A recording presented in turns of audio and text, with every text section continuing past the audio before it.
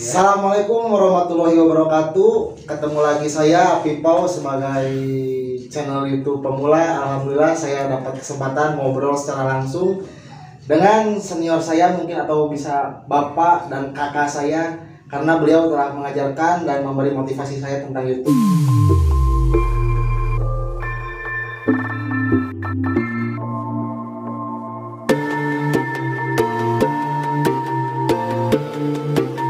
Silakan perkenalkan dirinya, Pak. Halo, assalamualaikum. Ketemu lagi, satu hal kebanggaan bagi Akang ini bukan dapat ya, diajak ngobrol dengan anak muda yang bertalenta, ada kemauan. Kang Pipau ya. Akang bukan apa-apa, biasa aja ngobrol lah.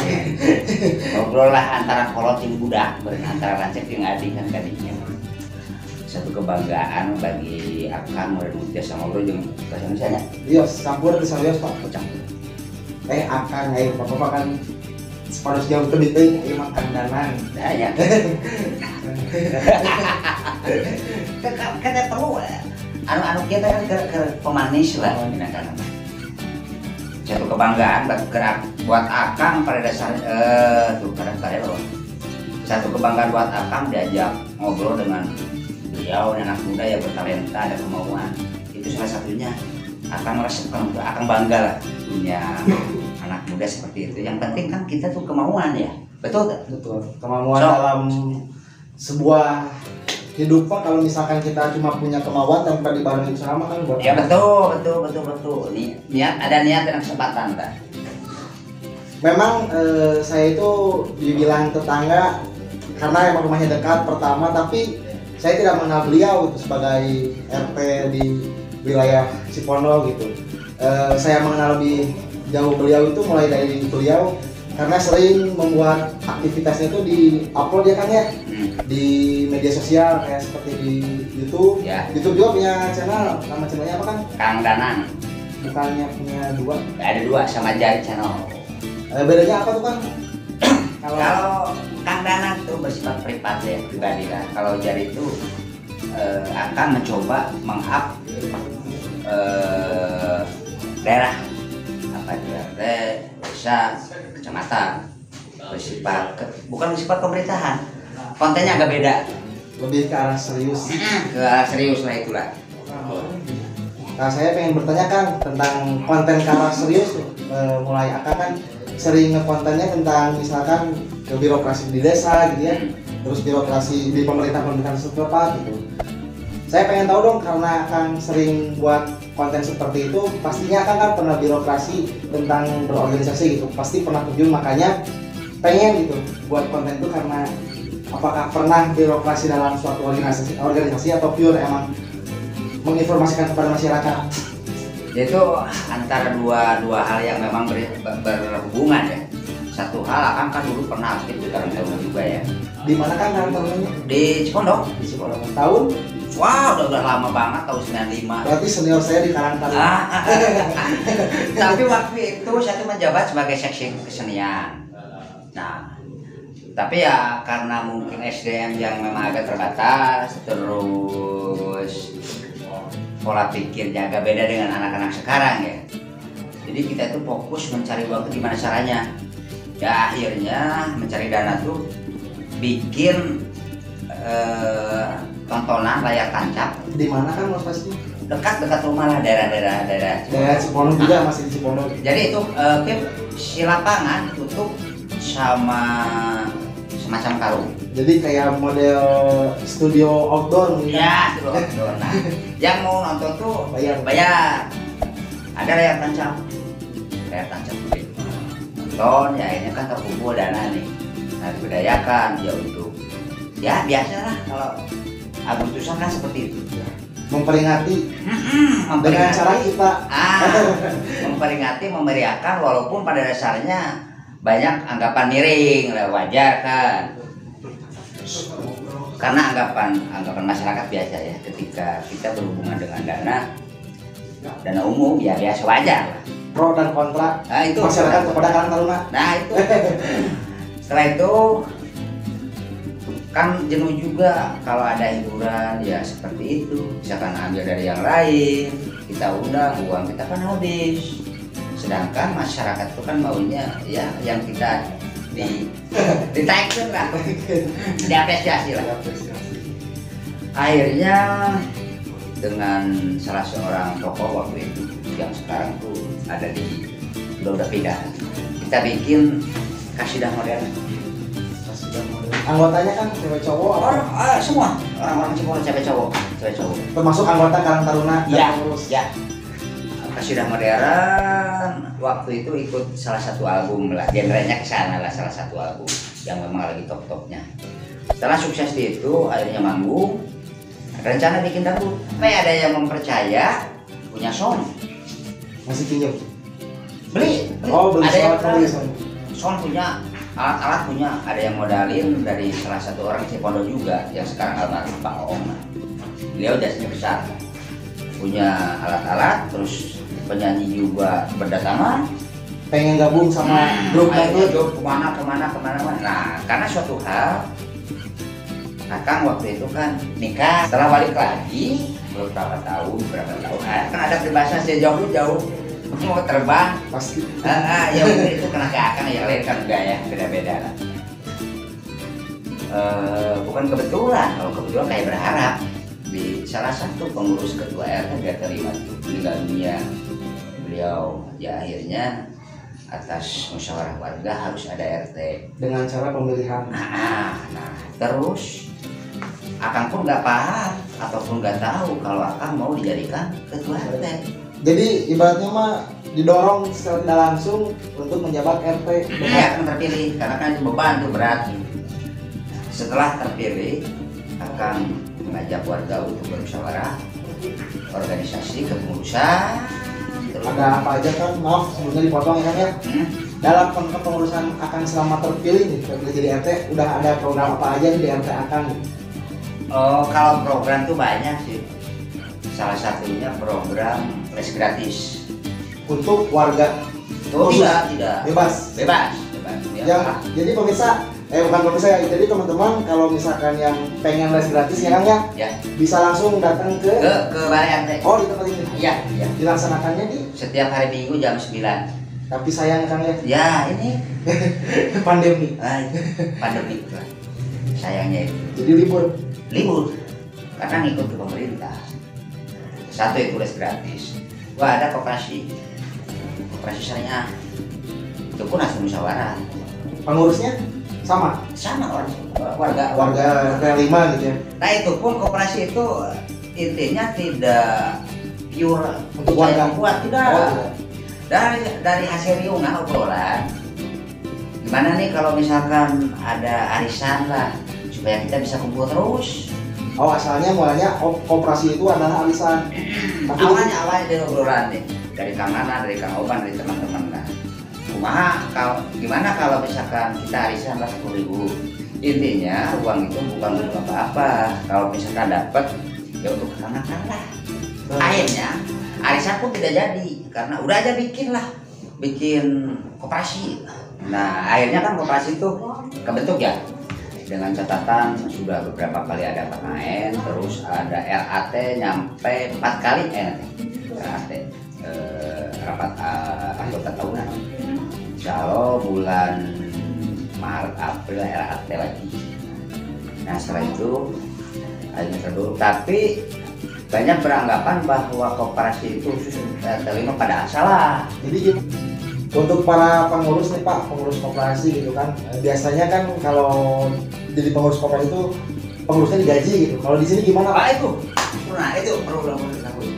Kan pastilah semua kerjaan juga capek gitu, harus ada ya timbalan gitu gimana? Kalau mengejar ke arah sana, kebanyakan pengurus itu kan memang ada gaji ya.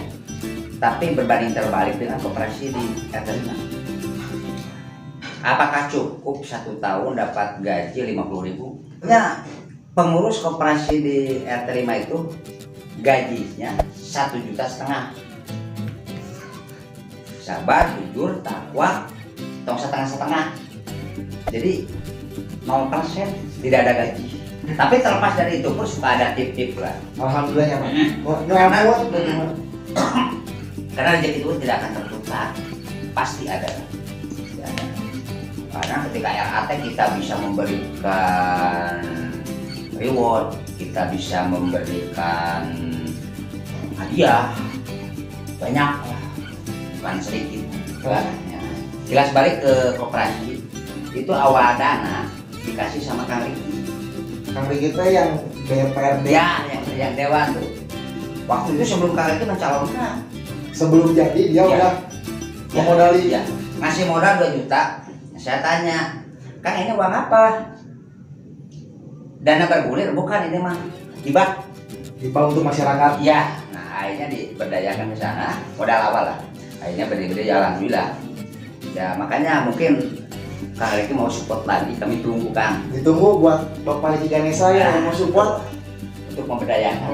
khususnya di lingkungan RW 06 Ya. Desa Cinunuk nih, Kampung Cipondo, umumnya untuk masyarakat Kabupaten Bandung. Betul. Nah yang satu lagi Kang Riki, anak muda nih bertalenta, dia punya kemauan, tolong didorong ya. Kang Apip nih, Apip. Dia punya kemauan berlian. Oke, ya Kang Riki kita catat Kang Riki kita, punten Pak Dewan. Nah dari koperasi itu kita lari ke tempat sampah. Gimana tuh? Pas apa gimana tuh? TPST, jadi tempat pemilahan sampah terkoordinir. Nah, TPST kita bangun, dana awal dari rumusan dengan pengurus 3,5 juta Untuk tempat. ya, untuk tempat Segala macam.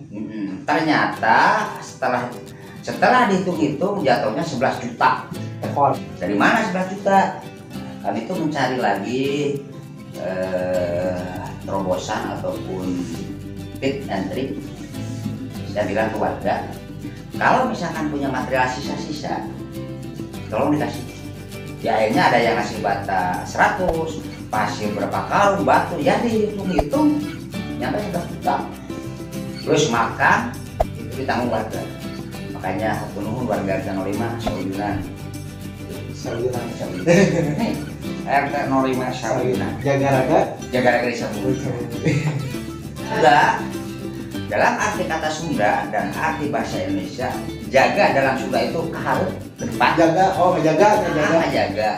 Kalau jaga dalam bahasa Indonesia kan menjaga ya. Jaga raga itu kan badan. Riksa itu memelihara. Awal apapun itu kan dari bumi. Jadi jaga raga riksa bumi. Apapun itu dari bumi. Lepas dari itu kami pun ya alhamdulillah ini walaupun kecil. Ini dari mana nih Pak bisa jadi terbentuk ini tuh kayak Nah, ini balai ya namanya ya? memang ini perjuangan berdarah-darah. Balai ini terbentuk, bukan terbentuk, ada dana CSR dari BUMN.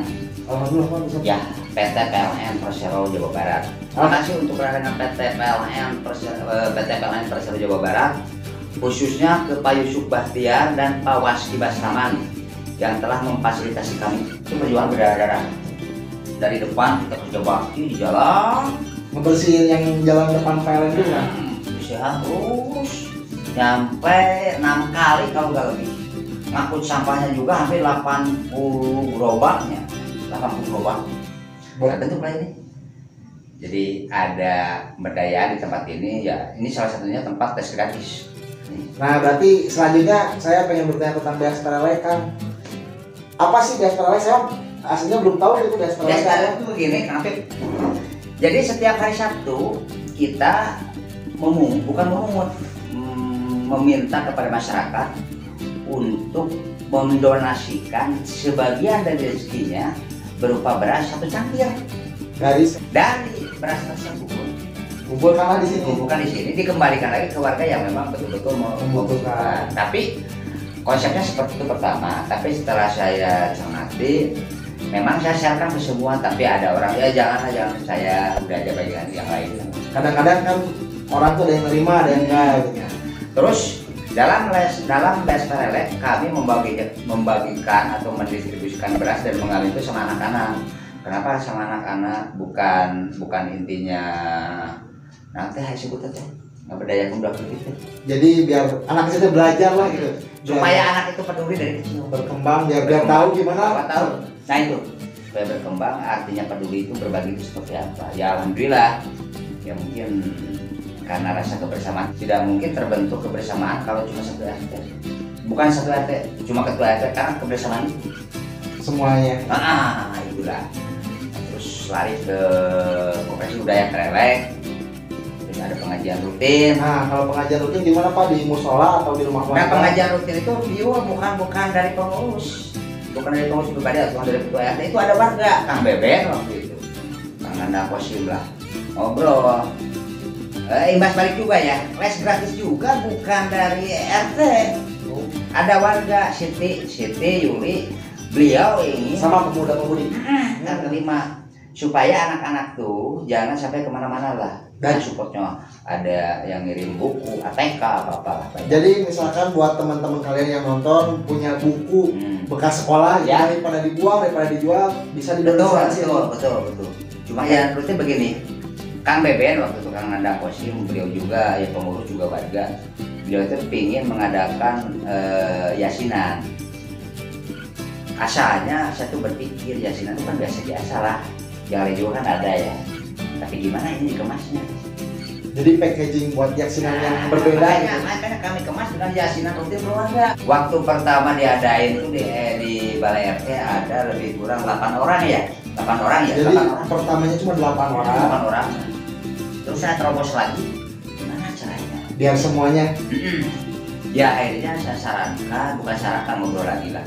Ke tiap rumah. Berkeliling. Sekaligus pengajian dan silaturahmi. Nah itu. Nah terus pertama kesepakatan jamaah itu membawa bekal Dari rumah saling berbagi. Taunya di kongkon agak usah, katanya biar saya aja yang tuan mah, ya udah gimana. Alhamdulillah, jadi gak usah bawa bekal juga, yang punya rumah jadi tuan rumah. Saya bisa membuat musola. Alhamdulillah ini kan. Musola dengan nilai 200 juta. Beres 4 bulan. Dan perlu dicatat, warga tidak dipungut sepeserpun. Dan ini dari mana? Dana cuma warga disuruh bekerja. Yang punya teman ataupun di perusahaan dua proposal, karena wakaf dari Pak Atang, pada Atang, terima kasih Pak Atang, super. Alhamdulillah ya Pak. Ya, pada Atang ngasih tanah wakaf. Akhirnya kami bekerja sama, terus juga dari Pak Ustadz Abdul yang memang banyak temannya, awal mula dana dari teman Pak Ustadz Abdul hingga terbentuklah. Ya alhamdulillah, walaupun kecil tapi kami punya musola 2 tingkat senilai 200 juta Dapat dikerjakan dalam waktu 4 bulan. Terus Kang Ustadz Rudi juga terima kasih, beliau support lampu-lampu kita 6 juta lah, lampu-lampu semua downlight itu. Oh, udah keren ya. Betul. Musola zaman now. Musola zaman now. Terus yasinan rutin itu karena musola sudah ada, jadi Iya. musola. Tapi kalau ada yang booking ataupun yang pesan ya Pengen di rumah nih. ya ke rumah biasa aja seperti biasa. Itulah mungkin salah satu rasa kebersamaan ya, rasa bersama dengan keluarga ya, keluarga besar RT 5. Makanya kami akan menyebutnya keluarga besar RT 5, selalu ada hashtag keluarga besar RT 05, karena ini keluarga Akang. Ini bukan siapa-siapa. Akang punya saudara yang jenderal ataupun siapa-siapa, jauh itu bukan siapa-siapa, tapi yang dekat itu keluarga Akang kan gitu. Jadi jangan dulu lihat keluar gitu. Di dekat lingkungan kita pun semuanya saudara gitu. Ya itu ya, harus gitu, Iya. harus gitu karena Jadi sebelum kita keluar tuh di rumah sendiri juga harus nganggap kita saudara gitu. ya karena begini kan, kita mau orang lain mau tahu gimana kalau toh kita tidak dekat dengan Yang selingkungan gitu. Jangan ya, maaf ya, bukan salah kata lah. Iya. Cuma prinsip Akang kan gitu. Jadi prinsip orang mau beda-beda gitu, tapi Ya. akan memprinsipkan bahwa yang dekat dulu harus jadi saudara, apalagi yang jauh. Ya itu gitulah. Jadi kebersamaan lah. Kalau sudah kebersamaan terus keterbukaan. Jadi ya apapun ya bicarakan lah. Oh gitu. iya, harus. Itu salah satu kunci. Apapun itu kalau kita sudah terbuka ya tergantung kan siapa yang diajak bicara sama kita, tergantung audiensi atau seperti apa. Penting kita sudah terbuka, begini-begini ya udah. Ya mungkin itulah rasa satu kepercayaan antara keluarga besar RT 05. Makanya setiap hari Jumat tanpa disuruh, tanpa apapun, mamah muda RT 05 Mahmud-mahmudnya Mahmud selalu rasik musola. alhamdulillah Ya, padahal tidak ada suruhan. Rasik musola. Nah, siapa Akang bukan pamer, selalu update, malahan pernah dikomplain. Nah sih berkudu update gitu ya. Ya, Abis itu udah kayak hal yang di update. ya itu. Saya mah gak mau katanya. Saya mah bukan pamer ya mah. Oh bukan begitu, saya tuh memberi contoh yang lain. Dokumentasi lah ibaratnya. Itu ini dikasih kita aja akhirnya. Tapi memang muda mama itu nggak pernah mengupload di Media sosial. Nggak pernah. Cuma ketika buat ramnya aja. Yahut untuk Mama muda dan mama tua juga nggak? Mahmud. Oh, sambil ngopi Kang. Siap. Nah, sekarang gini Kang Apip, rasanya keseimbang. Oh boleh gimana Kang? Karena pada dasarnya bukan antara siapa narasumber, siapa audiens kan bukan. Kan kita mau berbagi ngobrol kan. Berbagi, jadi tukar pikirannya. Nah, itulah. Antara bapak dan anak, kakak dan adik. Nah, itulah.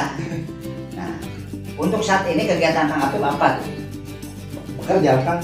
Selain itulah, karena maaf ya, saya perhatikan, maaf ya, bukan sekali lagi bukan pamer, bukan dia enggak. Kang Apip tuh aktif jadi YouTuber ya, kerja ya, kalau kerja mah jangan ceritakan ya kewajibannya. Terus dia tuh selalu ada nilai lebih. Nah, maksud tujuannya tuh apa, Apip? Nilai lebih itu maksudnya gimana Kang, dari hal apa gitu? Dalam artian gini, Apip udah bekerja udah. Kok kenapa mau jadi YouTuber? Oh, kalau soal YouTube Kang, yang pertama gini. Dulu saya punya akun YouTube itu dari tahun 2014. Woi, Udah lama.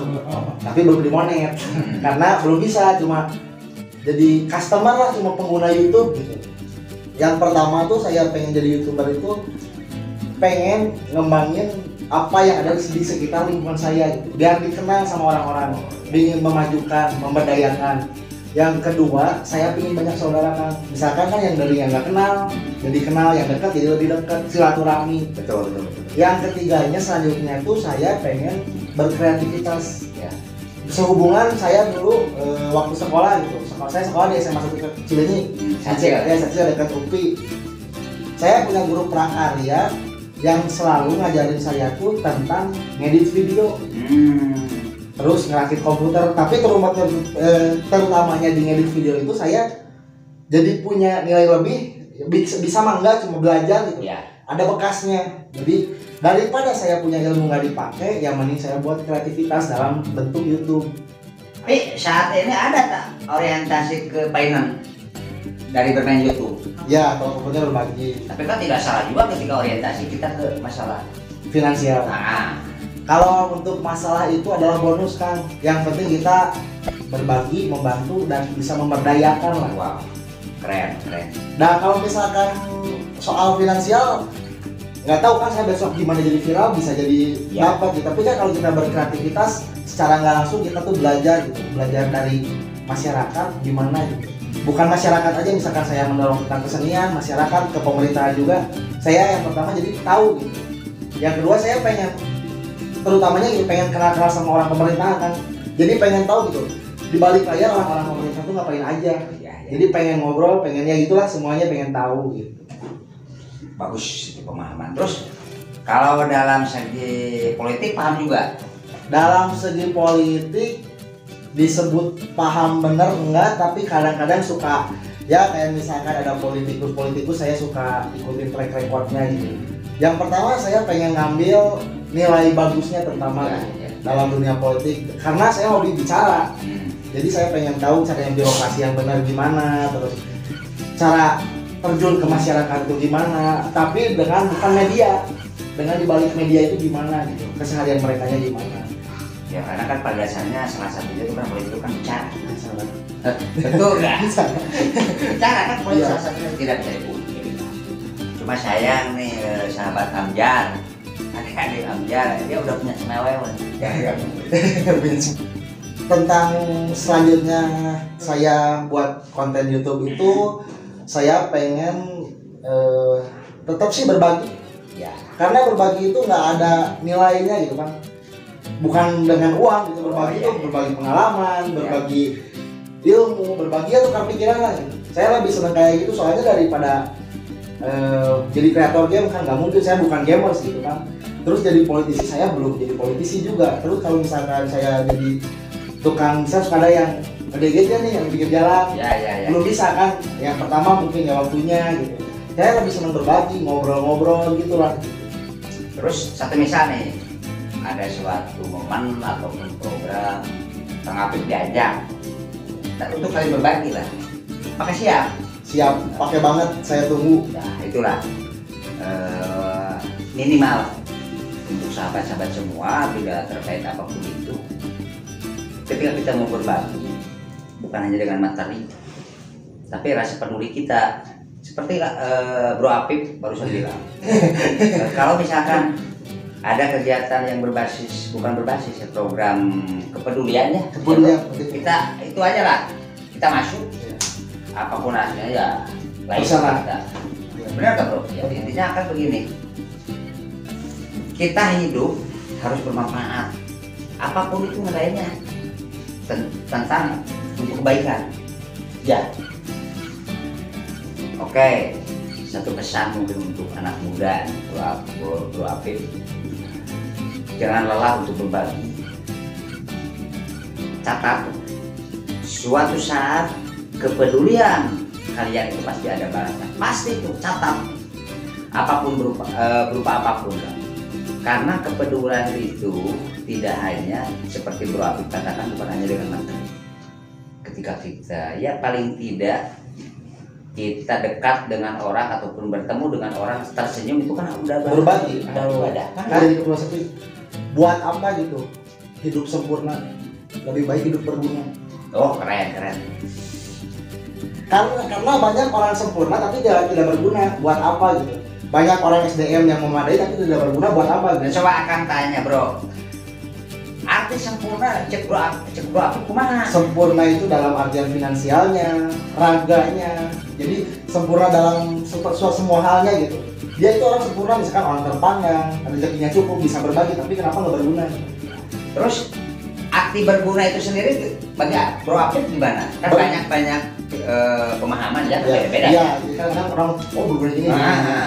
Kalau kata saya berguna itu ya itu, jangan yang jauh-jauh, berguna buat orang-orang di sekeliling kita. Mantap. Keren Bro. Wah hebat ya anak muda teh. Kasih 10 orang seperti dia akan kuguncang minimal kabupaten.